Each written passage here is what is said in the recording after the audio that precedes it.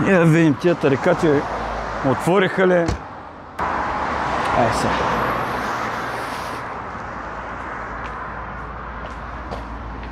Нов магазин, нов късмет. 5 пъти ги обират, 6 пъти ги реда.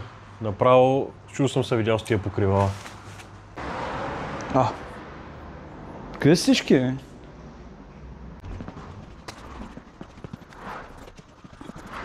Ари, къде се криеш, бе? Не. И ти ли? Ай, че съм дошъл с космоса. Ако щеш Тунинг, с мунинг. космическия кораб, ако искаш, ела, казвай, кажи. Искам да го направим звяр. Убиец, кошмара на пътя да стане. Той си е страшен кошмар.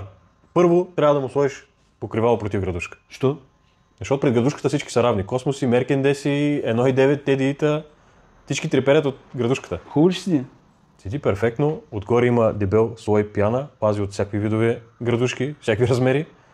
И отдолу е с колани, за да не го духа вятъра. Топ продукт, бестселър. Хубаво, айде да го пробваме. Айде, пробвам. Ари, виж, какво е времето? Точно подходящо за градушка. Ая? Как го служи, бе? Нали знаеш Auto Pro?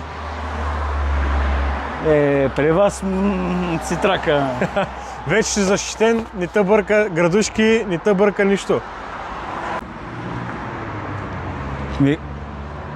Как да вляза, бе? Как?